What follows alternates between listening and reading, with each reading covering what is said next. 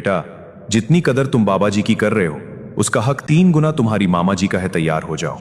वो क्यों बाबा जी? लगता है अब इसे अपनी फिक्र पड़ गई है।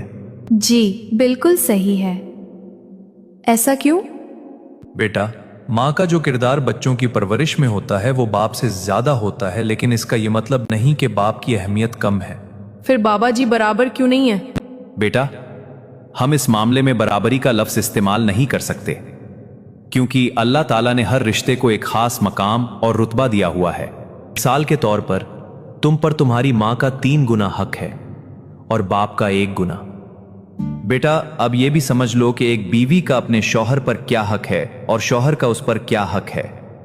नबी करीम सल्लल्लाहु अलैहि वसल्लम ने फरमाया, अगर अल्लाह के सिवा किसी को सजदा जायज होता तो बीवी को हुक्म दिया जाता कि वो अपने शौहर को सजदा करे। अब तुम खुद ही देख लो शौहर का क्या मकाम है, और वही औरत जब मां बनती है तो उसका मकाम कितना बुलंद हो जाता है कि उसका हक 3 गुना हो जाता है। लेकिन बाबा जी सजदा तो सिर्फ अल्लाह को ही जायज है, फिर शौहर को कैसे? बिल्कुल सही बात है, सजदा सिर्फ अल्लाह ताला के लिए ही जायज है।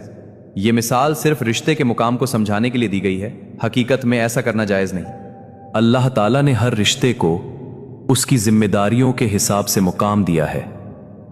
मर्द को यह रुतबा इसलिए दिया गया है क्योंकि वो घर की दीवार और छत की तरह होता है। वो बहुत सी मुश्किलात को खुद बर्दाश्त करता है ताकि घर में सुकून कायम रहे। चलो एक मिसाल से समझो, तुम जिस घर में रहते हो क्या तुम्हें मालूम है कि उसका किराया कितना है? नहीं।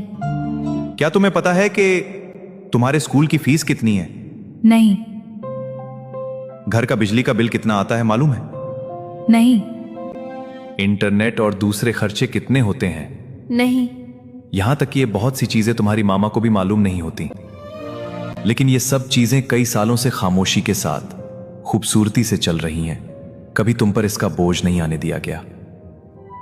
यही होता है बाप जो खामोशी से सब कुछ संभालता है और अपने घर को टूटने नहीं देता।